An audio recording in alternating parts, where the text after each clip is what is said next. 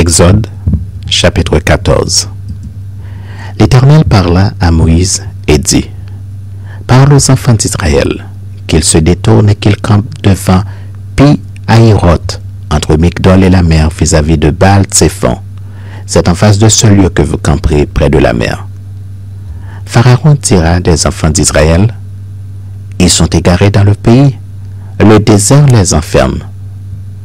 J'endurcirai le cœur de Pharaon et il les poursuivra. Mais Pharaon et toute son armée serviront à faire éclater ma gloire, et les Égyptiens sauront que je suis l'Éternel. » Et les enfants d'Israël firent ainsi. On annonça au roi d'Égypte que le peuple avait pris la fuite. Alors, le cœur de Pharaon et celui de ses serviteurs furent changés à l'égard du peuple. Ils dirent, « Qu'avons-nous fait en laissant aller Israël dont nous n'aurons plus les services? » Et Pharaon attela son char, et il prit son peuple avec lui. Il prit 600 chars d'élite et tous les chars de l'Égypte. Il y avait sur tous des combattants. L'Éternel endurcit le cœur de Pharaon, roi d'Égypte, et Pharaon poursuivit les enfants d'Israël. Les enfants d'Israël étaient sortis, la main levée. Les Égyptiens les poursuivirent, et tous les chevaux, les chars de Pharaon, ses cavaliers et son armée, les atteignirent, campés près de la mer, vers Pi-Hahiroth, vis-à-vis de Baal-Tséphon. Pharaon approchait. Les enfants d'Israël levèrent les yeux, et voici, les Égyptiens étaient en marche derrière eux. Et les enfants d'Israël eurent une grande frayeur et crièrent à l'Éternel. Ils dirent à Moïse, « N'y avait-il pas des sépulcres en Égypte, sans qu'il fût besoin de nous mener mourir au désert? Que nous as-tu fait en nous faisant sortir d'Égypte? N'est-ce pas là ce que nous te disions en Égypte? Laisse-nous servir les Égyptiens, car nous aimons mieux servir les Égyptiens que de mourir au désert. » Moïse répondit au peuple, « Ne craignez rien. Restez en place et regardez la délivrance que l'Éternel va vous accorder en ce jour. Car les Égyptiens que vous voyez aujourd'hui, vous ne les verrez plus jamais. L'Éternel combattra pour vous, et vous, gardez le silence. » L'Éternel dit à Moïse, « Pourquoi ces cris? Parle aux enfants d'Israël et qu'ils marchent.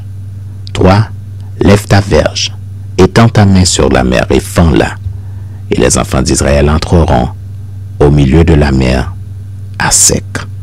Et moi, je vais endurcir le cœur des Égyptiens pour qu'ils y entrent après eux.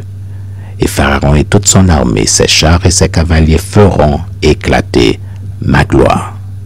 Et les Égyptiens sauront que je suis l'Éternel, quand Pharaon, ses chars et ses cavaliers auront fait éclater ma gloire. » L'ange de Dieu qui allait devant le camp d'Israël partit et alla derrière eux, et la colonne de nuée qui les précédait partit et se tint derrière eux. Elle se plaça entre le camp des Égyptiens et le camp d'Israël. Cette nuée était ténébreuse d'un côté, et de l'autre, elle éclairait la nuit, et les deux camps n'approchèrent point l'un de l'autre pendant toute la nuit. Moïse étendit sa main sur la mer, et l'Éternel refoula la mer par un vent d'Orient qui souffla avec impétuosité toute la nuit. Il mit la mer à sec, et les eaux se fendirent. Les enfants d'Israël entrèrent au milieu de la mer à sec, et les eaux formaient comme une muraille à leur droite et à leur gauche. Les Égyptiens les poursuivirent, et tous les chevaux de Pharaon, ses chars et ses cavaliers entrèrent après eux au milieu de la mer. À la veille du matin, l'Éternel, de la colonne de feu et de nuée, regarda le camp des Égyptiens et mit en désordre le camp des Égyptiens. Il ôta les roues de leurs chars et en rendit la marche difficile. Les Égyptiens dirent alors, « Fuyons devant Israël, car l'Éternel combat pour lui contre les Égyptiens. » L'Éternel dit à Moïse, « Étends ta main sur la mer, et les eaux reviendront sur les Égyptiens, sur leurs chars et sur leurs cavaliers. » Moïse étendit sa main sur la mer, et vers le matin la mer reprit son impétuosité, et les Égyptiens s'enfuirent à son approche. Mais l'Éternel précipita les Égyptiens au milieu de la mer. Les eaux revinrent et couvrirent les chars, les cavaliers et toute l'armée de Pharaon qui était entrée dans la mer après les enfants d'Israël, et il n'en échappa pas un seul. Mais les enfants d'Israël marchèrent à sec au milieu de la mer, et les eaux formaient comme une muraille à leur droite et à leur gauche. En ce jour, l'Éternel délivra Israël de la main des Égyptiens, et Israël vit sur le rivage de la mer les Égyptiens qui étaient morts. Israël vit la main puissante que l'Éternel avait dirigée contre les Égyptiens, et le peuple craignit l'Éternel, et il crut en l'Éternel et en Moïse, son serviteur.